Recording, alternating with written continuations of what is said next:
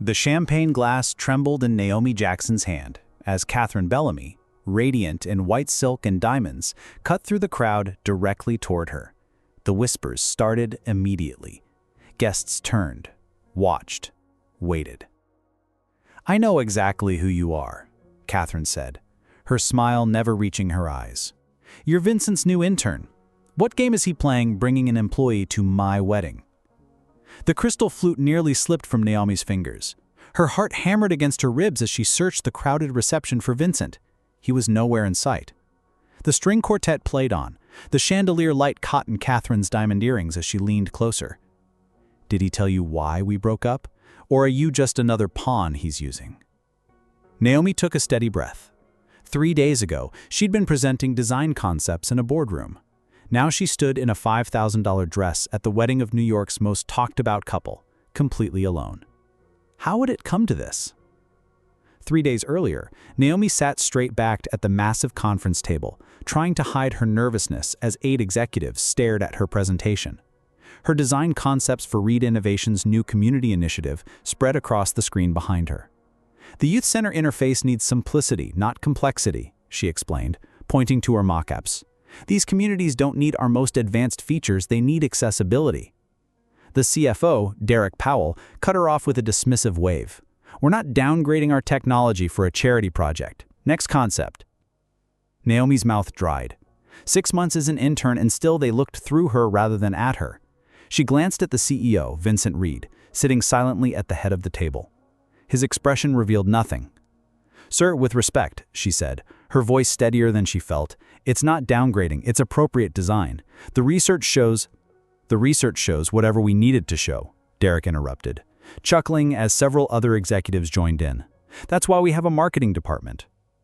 The executive assistant slipped into the room then, approaching Vincent with a cream-colored envelope. His expression darkened as he broke the seal, eyes scanning the contents. For a moment, something raw flashed across his face, pain perhaps, or anger, before his mask slipped back into place. "Continue, Miss Jackson." He set the envelope aside. Naomi straightened her shoulders. "As I was saying, communities like Westridge need intuitive design, not flashy features that—" "We're not in the business of charity," Derek interrupted again. "We're in the business of innovation that sells." Vincent's voice cut through the room. "And who exactly are we selling to, Derek?" The question hung in the air. The CFO shifted uncomfortably. "People who can afford our products," he finally answered. Vincent studied him. "And what percentage of the market does that represent?" The room went silent. Naomi felt the shift in energy as Vincent stood, buttoning his suit jacket. "Miss Jackson is right. Accessibility isn't charity, it's smart business." He gathered his papers. "Meeting adjourned. We'll continue this tomorrow." As executives filed out, Vincent's eyes met Naomi's across the table. "My office, 5 minutes." Her stomach tightened. Was she being fired? She'd pushed too hard, forgotten her place. Vincent's office occupied the entire top-floor corner. Floor-to-ceiling windows framing Manhattan's skyline. He stood with his back to the door, the cream-colored envelope in his hands. "Do you know what this is?" he asked without turning. "No, sir." "My ex-fiancée is getting married, to my former business partner." He turned, his expression unreadable. "And she's invited me to watch." Naomi remained silent, unsure why he was sharing this. "Your presentation today," he continued, changing subjects. "Why did you defend it when Derek shut you down?" She hesitated. "Because I believe in it, sir. Even knowing he could influence whether you get hired permanently. Some things matter more than job security." A hint of a smile touched his lips. "Like what?" "Like designing technology that actually helps people instead of just impressing them." Vincent studied her for a long moment. "I have a proposition for you, Miss Jackson." "A proposition?" He set the invitation on his desk. "Attend this wedding with me." Naomi blinked, certain she'd misheard. "Excuse me?" "Catherine expects me to bring someone predictable, a model, an heiress, someone who fits neatly into her world. I need someone real in a room full of pretenders." The implication slowly registered. "You want me to pretend to be your date? Your girlfriend?" "I want you to be exactly who you are, brilliant, outspoken, undeniably yourself." The The salary bump and permanent position afterward would, of course, reflect the unusual nature of the assignment. Naomi's mind raced. The money would cover her brother's tuition, her student loans. But the risk. "This is completely inappropriate," she said finally. "Completely," he agreed. "That's precisely the point." Now, standing before Catherine's cold scrutiny, Naomi wondered if she'd made a terrible mistake. The bride's eyes narrowed as she waited for an answer. Around them, wedding guests pretended not to stare. "I'm not playing any game," Naomi said finally, "and neither is Vincent." Catherine's perfect smile tightened. "Then why are you here?" Before Naomi could answer, a warm hand pressed against the small of her back. Vincent appeared beside her, his expression calm, but his eyes blazing. "She's here," he said, "because she belongs." Have you ever had your ideas dismissed in a room where you were the least powerful voice? Drop a heart in the comments if you've ever had to smile through being undervalued. I notice every single person who engages, just like I noticed what my viewers truly want in these stories. The morning after the confrontation with Catherine, Naomi sat in Vincent's office. The city sprawled beneath them through wall-to-wall windows. She'd barely slept, replaying his words. She's here because she belongs. The weight of what she'd agreed to settled heavily on her shoulders. "We need to establish parameters," Vincent said, sliding a document across his desk. "The company's legal team drafted this." Naomi skimmed the pages. A confidentiality agreement, compensation details, and expectations outlined in corporate language that made her stomach turn. "You want me to sign a contract to pretend to be your girlfriend?" He leaned back in his chair. "I want clarity, protection for both of us. It says here I'll receive a $50,000 bonus and guaranteed permanent position after the wedding." Her voice caught. The number represented freedom from debt, stability she'd only dreamed of. "Is that insufficient?" She closed the document. "It feels wrong." Vincent's expression remained neutral. Wrong how? "Like I'm being purchased." A flash of surprise crossed his face. "That's not my intention." "Isn't it?" Naomi stood, pacing before the windows. "You're offering money for companionship. There's a word for that." "This is a business arrangement," Vincent countered, his voice hardening. "You provide a service, I provide compensation." "And what exactly is that service? Making your ex jealous? Making you look good?" "Making me look human." The words escaped him with unexpected honesty. "Everyone in Catherine's world sees me as the ruthless CEO who lives for acquisition, the man who lost her because he couldn't connect." Naomi studied him. "And you want to prove them wrong." "I want to walk into the room with someone who doesn't fit their expectations." He stood, joining her at the window. "Someone who challenges me the way you did in that meeting." Her phone buzzed, Andre's name flashing on the screen. She silenced it, but not before Vincent noticed. "Take the call." She hesitated, then answered, turning away for privacy. "Nomi, I got the letter." Andre's voice trembled with excitement. "Full acceptance to the engineering program, but what?" "The first tuition payment is due in 3 weeks, $20,000. Her heart sank. "I'll figure it out." "You always say that, but—" "I'll figure it out," she repeated firmly. "This is happening, Andre, no matter what." She ended the call, aware of Vincent's eyes on her back, hating that he'd witnessed her vulnerability. "Family emergency?" he asked quietly. "My brother. College tuition." She turned, lifting her chin. "Nothing I can't handle." Vincent nodded slowly.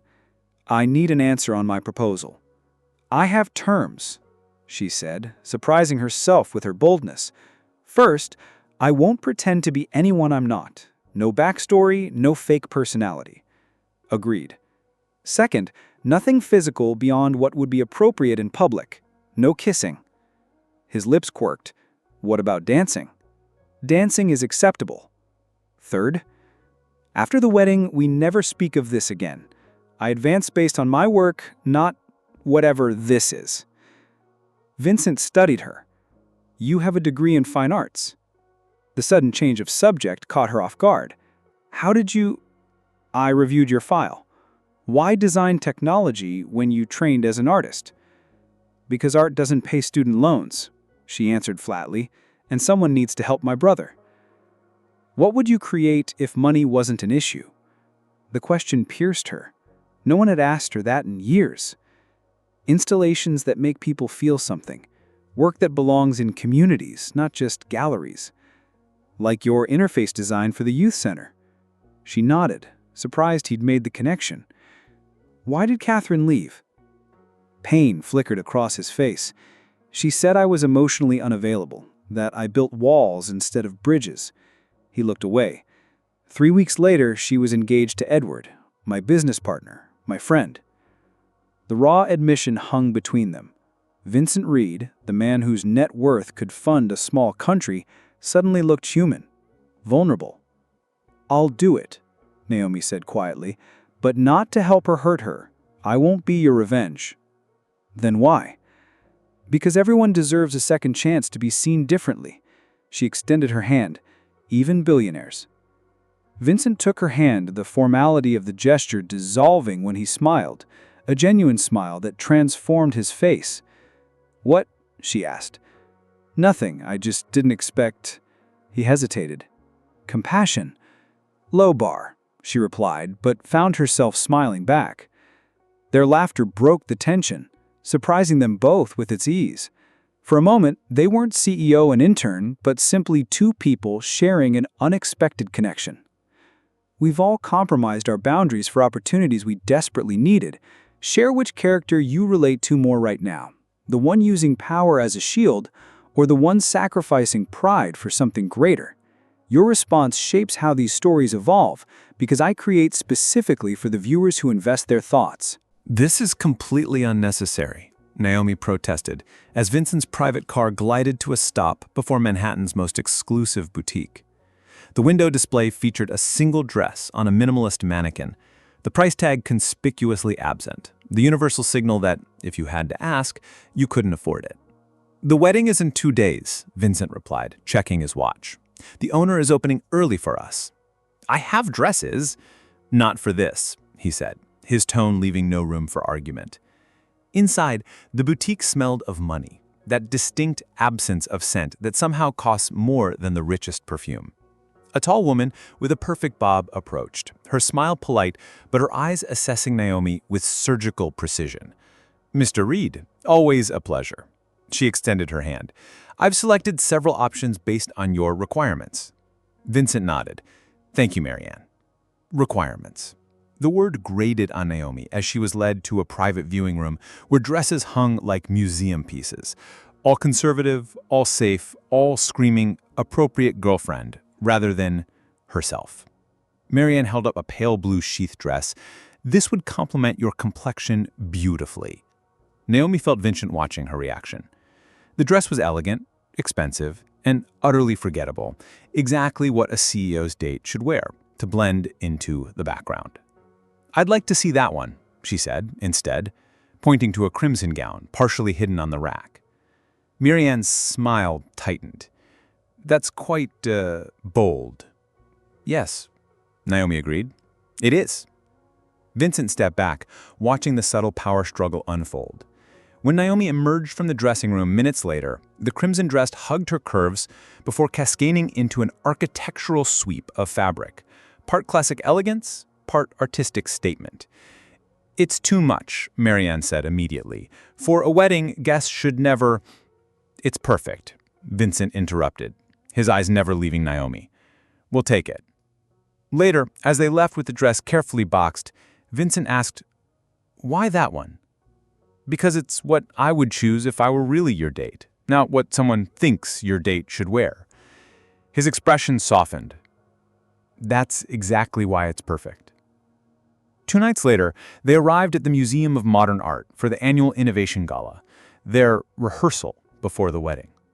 Naomi's nerves hummed beneath her skin as they stepped from the car, camera flashes temporarily blinding them. Just breathe, Vincent murmured, his hand steady at her lower back. You belong here. The museum's atrium had been transformed into a vision of crystal and light. CEOs, celebrities, and politicians mingled under installations worth millions. Naomi recognized nearly every face from magazines and news reports, while they looked through her as if she were invisible. Vincent, a silver-haired man, approached, champagne in hand. "Didn't expect to see you tonight. Thought you'd be preparing for Catherine's wedding." "Robert," Vincent nodded coolly. "I wouldn't miss the gala. May I introduce Naomi Jackson? She's leading our youth center interface design." Robert's eyes flicked to Naomi, then immediately back to Vincent. "Speaking of design, have you seen the Foundation's new marketing materials? Spectacular refresh." "I haven't," Vincent replied. "They're displaying them in the East Gallery. Revolutionary approach to accessibility." As Robert continued talking around her, Naomi noticed a familiar face across the room. Diane Hartley, the design director who'd rejected her portfolio 6 months earlier with a curt email. "Your concepts lack market viability." "Excuse me," Naomi said quietly, moving towards the East Gallery. The display stopped her cold. Mounted on illuminated panels were interface designs nearly identical to those she'd submitted in her rejected portfolio. Clean lines, intuitive navigation, accessibility features prominently integrated. Her work, with someone else's name. Impressive, isn't it? Naomi turned to find Diane herself, champagne glass in hand, smiling as if they were strangers. "Very," Naomi replied carefully. "The accessibility features are particularly innovative. Most designers overlook the importance of intuitive navigation. They focus on flash rather than function. I've always believed technology should serve people, not the other way around," Naomi said, watching recognition slowly dawn in Diane's eyes. "You're familiar." "Naomi Jackson. I submitted a portfolio to your department 6 months ago." Diane's smile froze. "We review hundreds of submissions." "Mine featured these exact interface elements," Naomi gestured to the display, "which apparently lacked market viability then." Vincent appeared beside her, his presence commanding immediate attention. "Diane." He nodded. "I see you've met Naomi." "Yes," Diane's voice tightened. "Your date?" "My designer. The one who conceptualized this interface originally." The color drained from Diane's face. "There must be some confusion. Our team developed this in-house." "Did they?" Vincent's voice remained pleasant, but his eyes hardened. "How fascinating. We should compare notes." As Diane retreated, mumbling excuses, Naomi felt a strange mixture of vindication and hollowness. "You knew," she said quietly. "I suspected," he admitted, "when I saw your portfolio last week. Why didn't you say anything?" "I wanted to see how you'd handle it." His gaze was appraising. "Most people would have stayed silent." "I'm not most people." "No," he agreed. "You're not." They moved through the gala, the dynamic between them shifting with each conversation. Executives who initially addressed only Vincent found themselves drawn into exchanges with Naomi, her knowledge of design principles cutting through their dismissive attitudes. Later, in a quiet moment, by an installation of suspended glass, Vincent's expression grew distant. This was going to be the centerpiece. Of what? The Reed Foundation for Arts Education. My mother was a teacher in the Bronx. She believed art saved lives, gave kids a voice when the world wouldn't listen. The revelation caught Naomi off guard. "I didn't know you had a foundation." "Almost had," he corrected. "Catherine's family were the primary investors. When she left," his voice hardened. "Edward convinced them to pull funding." "Because of your breakup?" "Because he wanted to launch his own initiative, one that would bring his family more prestige." Vincent's jaw tightened. 5 years of work, 20 community programs, all collapsed because of corporate ego. The pieces clicked into place. "The wedding isn't just about Catherine." "No," he admitted. "It's about facing the people who destroyed something that mattered." The vulnerability in his confession shifted something between them. A glimpse behind the CEO mask to the man beneath. Hours later, as Vincent's car slipped through rain-slicked streets, Naomi stared at the passing lights. I've been working on a community arts interface for months, in my spare time. Something that could help programs like your foundation would have funded. Vincent turned to her, surprised evident. Show me. She pulled out her phone, opening files she rarely shared. As she explained her vision, his focus was absolute, asking questions that pushed her thinking further. This is extraordinary, he said finally. Why keep it hidden? Because people like Diane would take it and twist it into something else. His hand covered hers on the seat between them, warm and steady. Now neat why the say is the corporate world has invisible barriers most never see. If you've ever had your ideas used without credit or your voice dismissed by people who claim to value innovation, type "stolen" in the comments. I'm creating a community where your experiences matter. The Bellamy estate sprawled across 5 acres of Connecticut shoreline, lights gleaming against the darkening sky as Vincent's car approached. Naomi smoothed her dress, a deep navy sheath that whispered elegance without demanding attention. Tonight was the rehearsal dinner, tomorrow the wedding itself. Remember, Vincent said quietly, these people aren't your friends. Naomi glanced at him. Are they yours? His smile didn't reach his eyes. They used to be. A valet opened her door. Camera flashes erupted despite the private nature of the event. Catherine Bellamy's wedding was society news, and Vincent Reed's attendance was the subplot everyone wanted. Inside, the mansion's grand hall had been transformed into an intimate dinner venue. Crystal chandeliers cast golden light over tables draped in white linen. Service circulated with champagne flutes balanced on silver trays. Vincent, a woman's voice called. Catherine approached, resplendent in a blush-colored gown, her future husband trailing behind her. I wasn't sure you'd come. I RSVP'd, Vincent replied coolly. Catherine's attention shifted to Naomi, her eyes narrowing slightly. And you brought... She paused, recognition dawning. Wait, isn't she your new design intern? The one from last month's presentation? The nearby conversations quieted, eyes turned toward them. Naomi felt her chest tighten as the careful facade they'd constructed threatened to crumble. Vincent's hand found the small of her back, steady and warm. Yes, Naomi joined our design team recently. Her perspective on the Westridge Youth Center project was what first caught my attention. Catherine's perfectly arched eyebrow rose. Professional interest became personal so quickly? Sometimes you recognize value immediately. Others take years to see what's right in front of them. The barb landed. Catherine's smile tightened. Edward, she turned to the man beside her, you remember Vincent, and this is his designer. Edward Harrington, handsome, polished, every inch the corporate prince, extended his hand to Vincent first. Good to see you again. It's been long enough. Not long enough, but he shook the offered hand. Edward turned to Naomi with the practiced smile of someone accustomed to dismissing those he deemed unimportant. Charming. Tell me, how does an intern catch the eye of one of the most eligible bachelors in Manhattan? Before Naomi could answer, a server approached with champagne. Edward took 2 glasses, handing one to Catherine while ignoring the server completely. These trays are getting heavy. You should circulate more efficiently, he said without looking at the young man. The server's expression remained professionally blank, but Naomi caught the flash of humiliation in his eyes, a look she recognized from countless moments in boardrooms where her presence was treated as an inconvenience.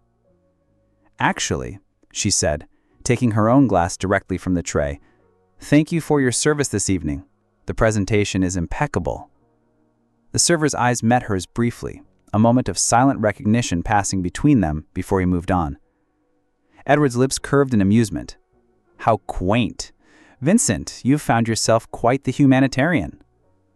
I've found someone who recognizes the humanity in everyone, Vincent corrected, his voice carrying just enough edge to silence Edward's chuckle. a surprisingly rare quality in these circles. Catherine linked her arm through Edward. "We should greet the other guests. Dinner will be served soon." Her gaze lingered on Vincent. "We've arranged the seating carefully." As they walked away, Naomi released a breath she hadn't realized she was holding. "You didn't have to defend me," she whispered. "I wasn't defending you. I was agreeing with you." The evening progressed with calculated precision. Vincent and Naomi were seated at opposite ends of the long table. Catherine's attempt to separate them was obvious to everyone. Between courses, Naomi endured questions about her sudden relationship with Vincent, each thinly veiled in polite curiosity. "It must be intimidating," an older woman remarked, "entering Vincent's world with so little preparation." "Actually," Naomi replied, maintaining her composure, "I find authenticity requires no preparation at all." Across the room, Vincent was engaged in what appeared to be an intense conversation with Catherine's father, the man who had pulled funding from his foundation. After dinner, music began. Couples moved to the center of the room, including Catherine and Edward, who danced with practiced perfection. Vincent appeared beside Naomi's chair. "May I?" She hesitated, then placed her hand in his. He led her to the dance floor, his palm warm against her waist as they began moving to the music. "They're all watching us," she murmured. "Let them," he replied, drawing her slightly closer than propriety demanded. The proximity sent a current through her body, his cologne, the strength in his shoulders beneath her fingertips, the intensity in his eyes when they met hers. This wasn't part of their arrangement. This wasn't pretend. "Catherine keeps looking at you," she said, trying to focus on their purpose. "Because I'm looking at you," he answered, simply. The honesty in his voice caught her off guard. His hand shifted against her back, fingers splaying slightly, each point of contact awakening nerve endings she hadn't known existed. "Vincent," she began, uncertain what she even wanted to say. The music ended. He stepped back, breaking the spell, but his eyes remained on hers. "I need to speak with Robert about tomorrow's seating. Will you be all right for a moment?" She nodded, watching him cross the room to where Catherine's uncle stood nursing a scotch. Naomi moved toward the terrace doors, needing air, the conflicting emotions of the evening threatening to overwhelm her. This wasn't real. Couldn't be real. She was an intern playing a part. Nothing more. As she neared the partially open French doors, voices drifted from the darkness. Outside. "Absolutely humiliating," Catherine's voice tight with anger, "bringing his employee to our wedding." "It's a statement," Edward replied. "Ignore it. By this time tomorrow, we'll have the foundation announcement, and Vincent's little show won't matter." "He knows, Edward, about the funding?" "Let him know. The contracts are signed. His mother's pet project is dead, and our initiative will launch with full backing from your father's board." Naomi froze, their words confirming what Vincent had told her about the foundation. "I just don't understand why he brought her," Catherine continued, her voice softening. "He's nothing like the women he usually dates." "Because he's just for show," Edward laughed. "A prop, to make us think he's moved on." "Has he?" Catherine's question held an unexpected vulnerability.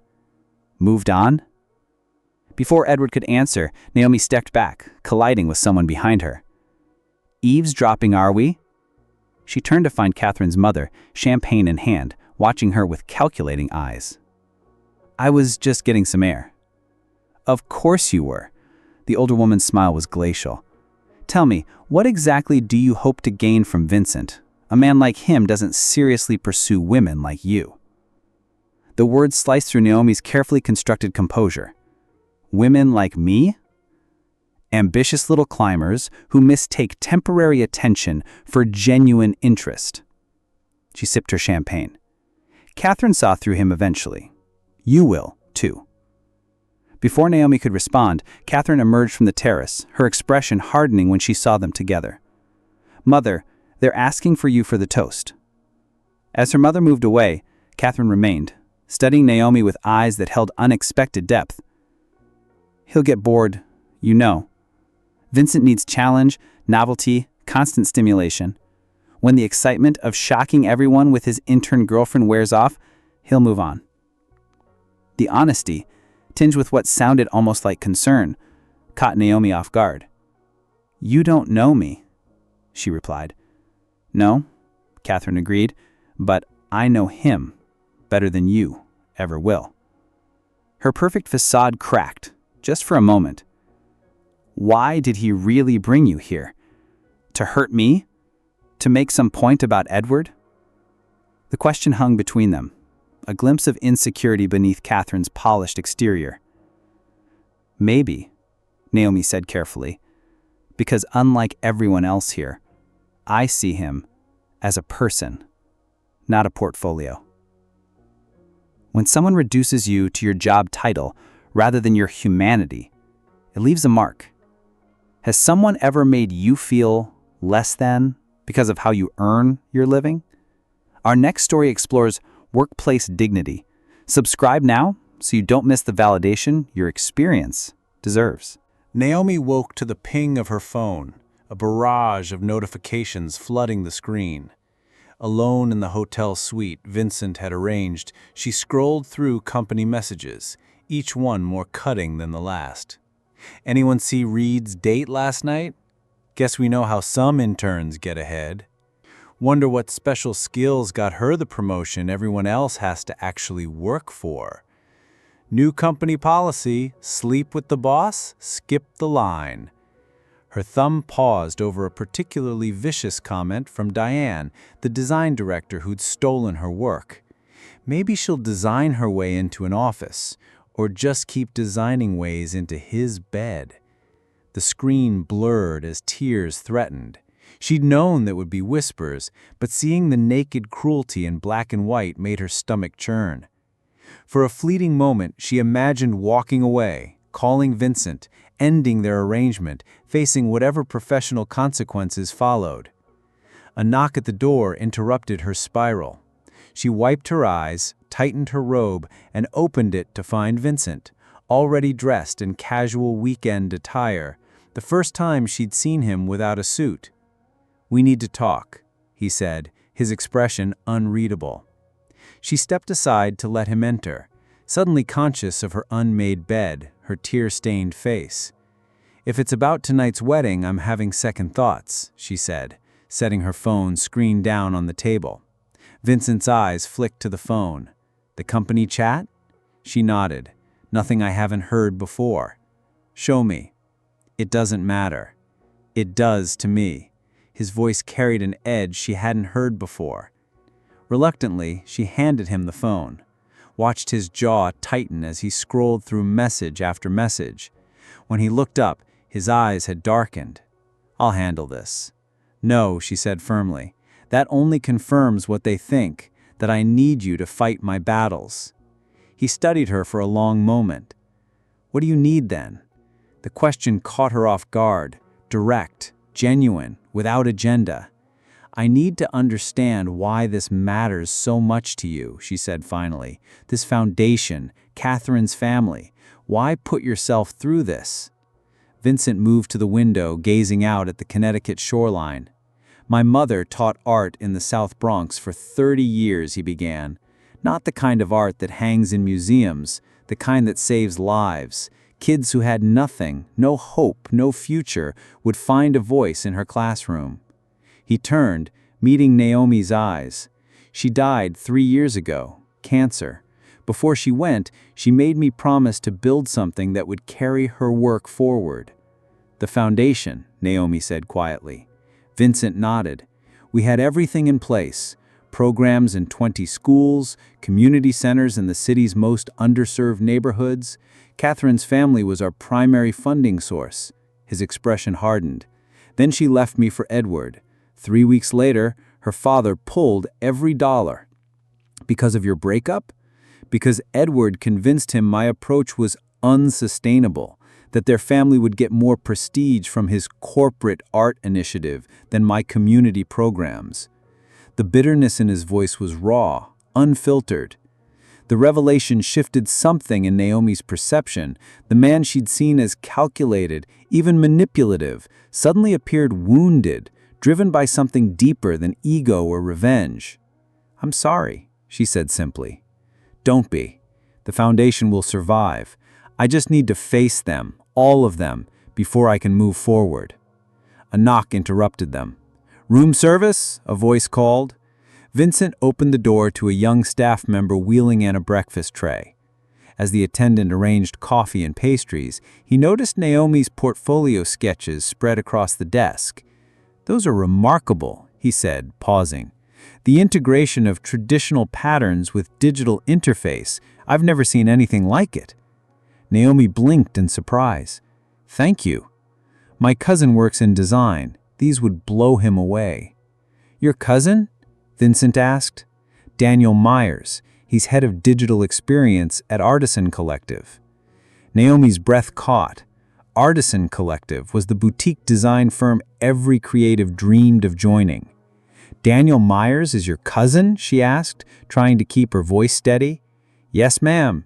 He's here for the wedding, Mrs. Bellamy's mother's nephew." After the attendant left, Vincent turned to her with raised eyebrows. "Artisan Collective." "They're legendary," Naomi explained, her passion breaking through her earlier dejection. "They design with purpose, not just profit.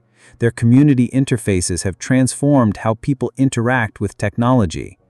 As she spoke, pulling up examples on her tablet, Vincent watched her with growing intensity, seeing not his intern or his fake date, but a woman whose creative vision matched his own ambitions. "This is what you'd create," he said quietly, "if you weren't constrained by corporate expectations."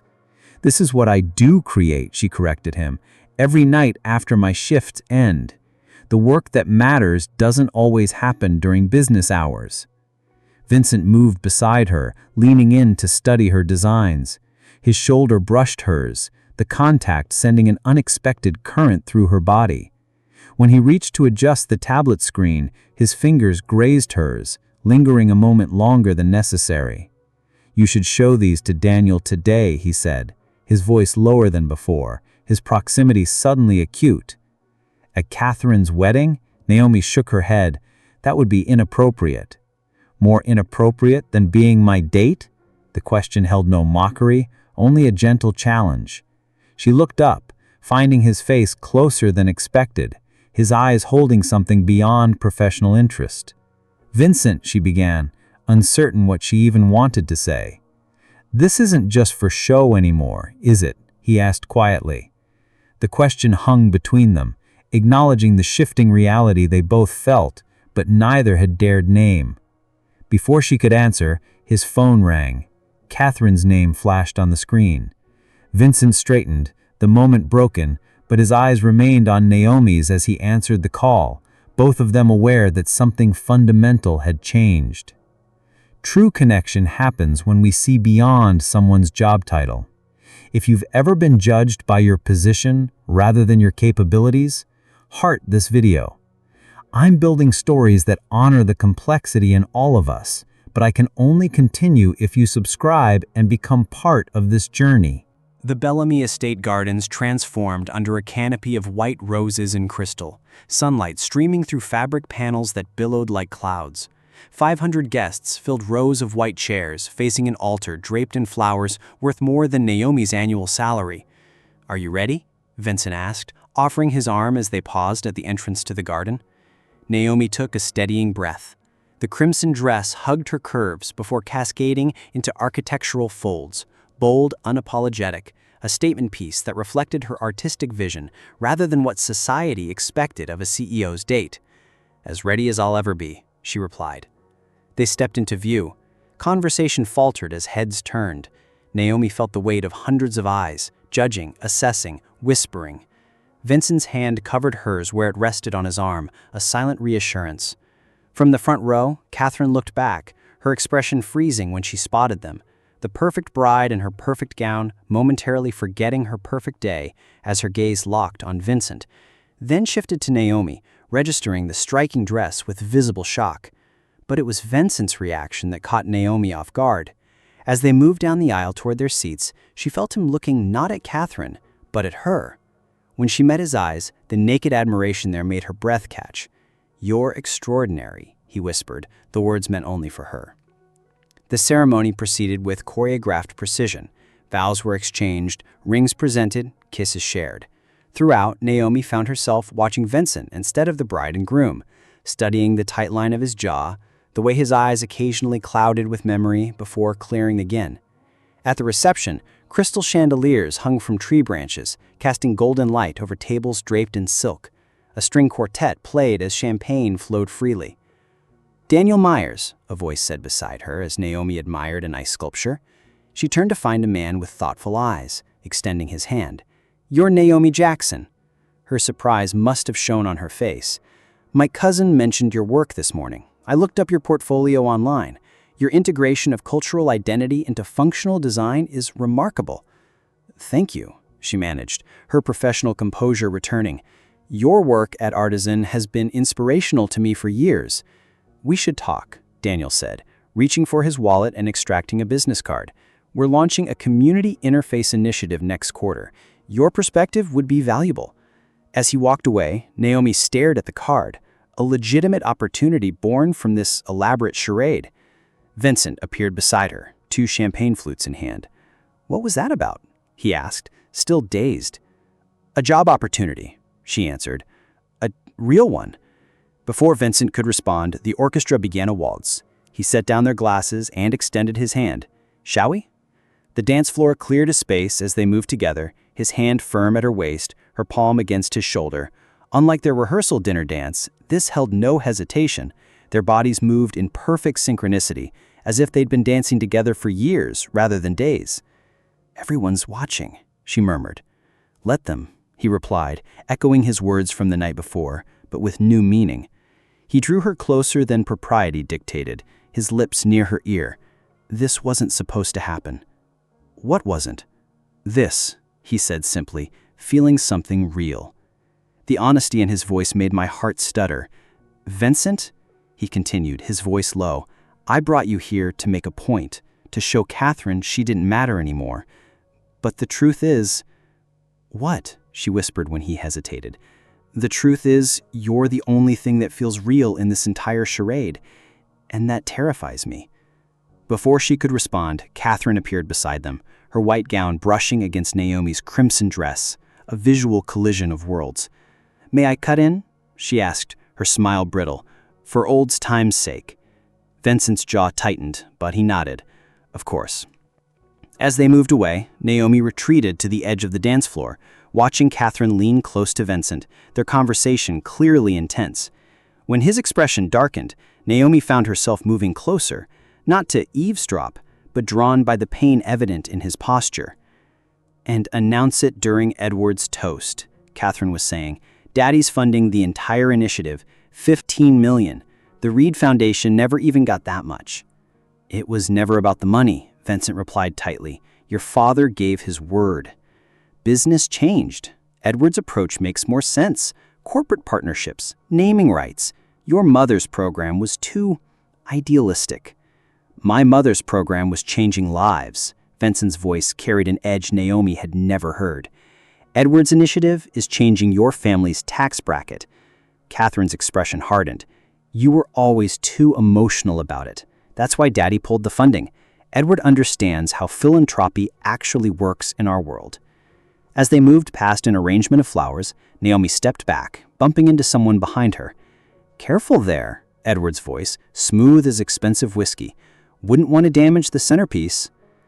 She turned to find him watching her, champagne in hand. "Sorry." "Enjoying the festivities? It must be quite different from your usual environment." The condescension in his tone made her skin crawl. "Different isn't always better." Edward chuckled. "How charitable of Vincent to bring you. Though I'm curious, did he tell you why you're really here?" "I know about the foundation," Naomi replied, watching his smile falter. "How you convinced Catherine's father to pull funding." "Business decision," Edward shrugged.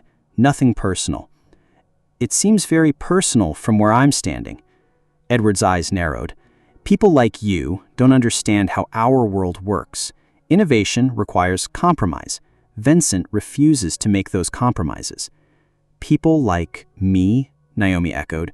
"Creative types, idealists, the help." The slur landed like a slap. Naomi felt heat rise in her face as Vincent approached, catching only the end of Edward's statement. "Everything all right?" Vincent asked, his expression guarded. "Perfect," Edward replied. "I was just explaining to your date how our philanthropic initiative operates. Complex stuff, probably over her head." Naomi waited for Vincent to defend her, to say something, anything, that would counter Edward's dismissal. Instead, he hesitated, caught in between worlds, the corporate tycoon who needed these connections and the man who'd whispered truths on the dance floor moments earlier. In his silence, something broke in Naomi's chest. "If you'll excuse me," she said quietly, moving away before either man could respond. As she reached the bar, the dinner bell chimed. Guests began taking their seats as the master of ceremonies announced the start of toasts. Edward approached the microphone first, champagne raised. "Distinguished guests, family, friends, today isn't just a celebration of our marriage, but the beginning of a new chapter in the Bellamy legacy of philanthropy." Naomi watched Vincent's face harden as Edward continued, describing the new arts initiative that had arisen from the ashes of Vincent's foundation. Watched Catherine's family beam with pride at their generosity. Watched the room of wealthy, powerful people nodding in approval at charity designed for tax benefits rather than impact. Something shifted inside her. A decision crystallized. As Edward finished his toast to applause, the master of ceremonies announced, "We'll now hear from the bride's family. Who would like to begin?" Before she could second-guess herself, Naomi moved toward the microphone. "When you discover you're just a pawn in someone else's game, do you walk away or change the rules? I'm creating our next story about someone who chose dignity over convenience, but I need to know you're interested in these deeper narratives. Subscribe now if you want stories that reflect the difficult choices we all face." A hush fell over the reception as Naomi approached the microphone.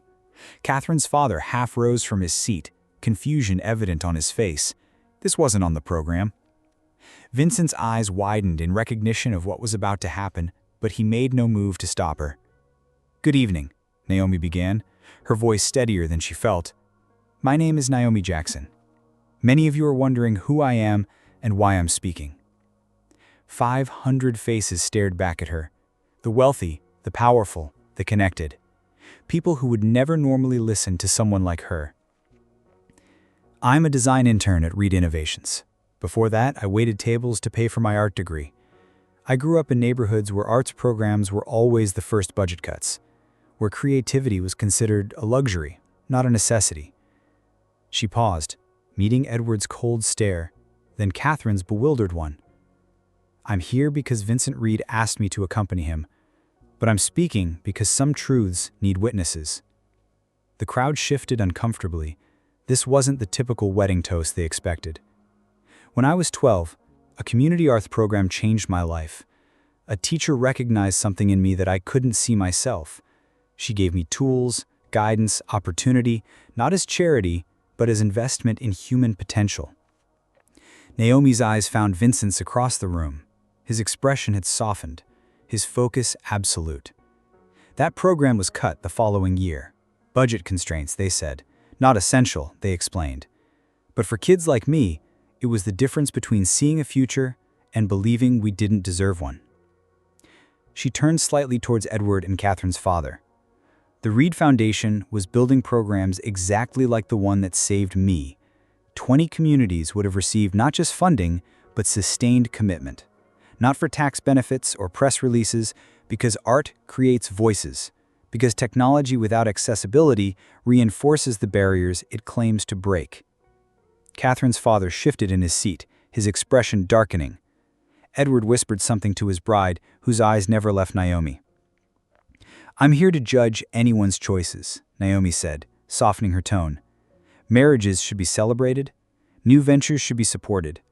But as you raise your glasses to new beginnings, I ask you to consider what truly matters in the legacies we build." She looks directly at Catherine now. "Is it the prestige of our names on buildings?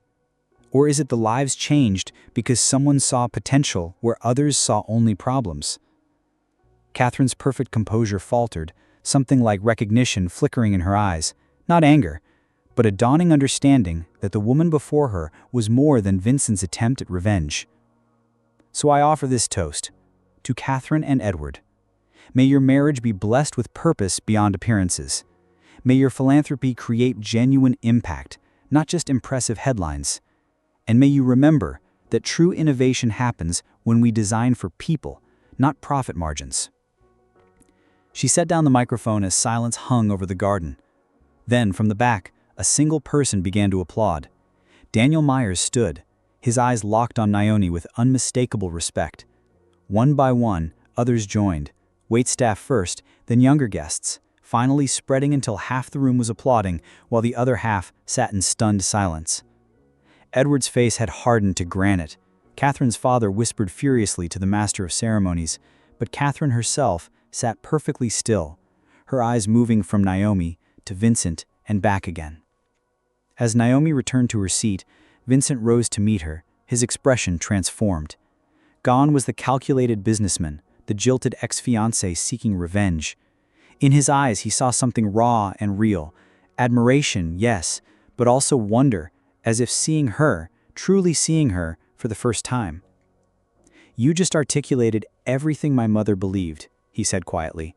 "Everything I've been fighting for." "I meant every word," she replied. "I know. That's what makes it extraordinary." The remainder of the reception proceeded around them like a distant play. Toasts continued, cake was cut, dances were shared, but between Vincent and Naomi, something fundamental had shifted. When Catherine's father approached their table, his smile tight with controlled anger, Vincent stood to meet him. "Your date's speech was inappropriate. I expect you to leave." "We were just going," Vincent replied calmly. "But remember this moment, Robert. When your press release announces your foundation's launch, I want you to remember the truth you heard today." As they walked toward the exit, heads turned to follow their departure. Catherine broke away from the receiving line to intercept them, her white gown glowing in the evening light. "You came to humiliate me," she said to Vincent, her voice low but intense, "to ruin my day." "No," he answered honestly. "I came for closure." But she came with truth. Catherine's eyes moved to Naomi, something like respect flickering beneath her anger. "You're not what I expected. Neither are you." As they left the Bellamy estate, neither spoke until they were safely in Vincent's car, the mansion's lights fading behind them. "I just burned every bridge you have with those people," Naomi finally said. Vincent looked at her, his expression lighter than she'd ever seen it. "Maybe some bridges need burning. Speaking truth in boardrooms designed to silence you takes extraordinary courage. If Naomi's stand moved you, subscribe now. I'm creating a collection of stories about people who found their voice when it mattered most. Your subscription ensures these narratives continue when algorithms favor empty content over meaningful stories." The car ride back to the city stretched in silence, Manhattan's skyline gradually materializing through the windshield. Naomi stared at the passing landscape, the weight of what she'd done settling over her. Vincent hadn't spoken since they left the estate, his fingers drumming a restless rhythm on the steering wheel. "You're angry," she finally said. "No." His voice was quiet, thoughtful. "I'm trying to understand what just happened back there. I spoke to truth. Maybe I shouldn't have—" "No," he interrupted, more forcefully this time. "You said exactly what needed saying, what I should have said years ago." He pulled the car to the shoulder of the road, turning to face her fully. "Why did you do it?" The question hung between them, simple, but loaded with meaning. Because some things matter more than appearances, more than careers, more than comfortable lies. You risked everything. Your job, your reputation. Maybe that's the problem. A system where speaking truth requires risking everything. Vincent studied her, the calculating businessman momentarily stripped away. "I brought you to that wedding for all the wrong reasons. To make Catherine jealous, to show I'd moved on, to prove something. I know. But you turned it into something that actually mattered." The honesty in his voice caught her off guard. For the first time since they'd met, she was seeing Vincent Reed without pretense. No corporate mask, no revenge agenda. Just a man confronting his own motivations. "Where do we go from here?" He edged an eye over hers. That depends on what you want, Naomi. Not as my employee, not as my date, as yourself. I want to create work that matters. I want to stop pretending to be less than I am to fit into spaces that weren't built for me. And us? He asked the question barely audible. There is no us. She answered gently. There is a CEO and an intern who played parts in a weekend drama. Whatever this is, whatever it could be, can't begin until those roles end. Pain flickered across his face, but he nodded. You're right. When they reached the city, he dropped her at her apartment building, a stark contrast to the luxury she had inhabited for the weekend. I'll see you Monday, he said as she stepped from the car. She hesitated. Will I? His smile held a sadness she hadn't seen before. That's entirely up to you. 3 weeks later, Naomi stood before a conference room filled with community arts directors from across the city. No executives, no corporate stakeholders, just people doing the actual work of bringing creativity to underserved neighborhoods. The interface adapts to each community's specific needs. Cultural context isn't an afterthought. It's the foundation. The group leaned forward, engaged in a way corporate audiences never were. This mattered to them because it mattered to the kids they served. Questions, she asked, concluding her presentation. Just one, a familiar voice said from the back of the room. Naomi turned, her heart skipping as Vincent stepped forward. She hadn't seen him since that night. Her resignation letter had been processed through HR, her new position at Artisan Collective secured through Daniel Myers. What would happen if these designs had proper funding? Not corporate sponsorship with strings attached, but genuine investment. The room quieted, sensing the tension between them. They would transform access to arts education across the city. She answered, finding her professional voice despite her racing pulse. That's what I thought. Vincent nodded to the community directors. The Reed Foundation is prepared to fully fund implementation in all 20 of your programs, with Ms. Jackson's leadership, if she's willing. The announcement sent a wave of murmurs through the room. The Reed Foundation? She questioned. But Catherine's father is no longer relevant, Vincent finished. New investors, new structure, same mission. My mother's legacy. Secured. After the meeting concluded, they stood alone in the empty conference room, 3 weeks of silence stretching between them. You didn't have to leave, he said finally. Yes, I did. She gathered her presentation materials. We both know I could never be just your employee again. Not after everything. That's not what I'm offering. Then what are you offering? A partnership. Professional first, with boundaries and clear expectations. The foundation needs your vision. Not as my designer, but as its creative director. She studied him, looking for the calculation, the agenda she'd grown to expect, found instead only openness, vulnerability. And personally? She asked, the question, barely audible. Personally, he echoed, I'd like the chance to know Naomi Jackson, not as my date, not as my employee, but as herself. Starting with dinner, perhaps. As equals. The proposition hung between them. Simple, honest, and terrifying in its possibilities. I can't promise where it leads, he added when she didn't immediately respond. Only that this time there would be no pretending. Naomi considered the man before her, not the billionaire CEO who had calculated her value, but someone who had been transformed by truth just as she had. Dinner, she agreed finally. As equals.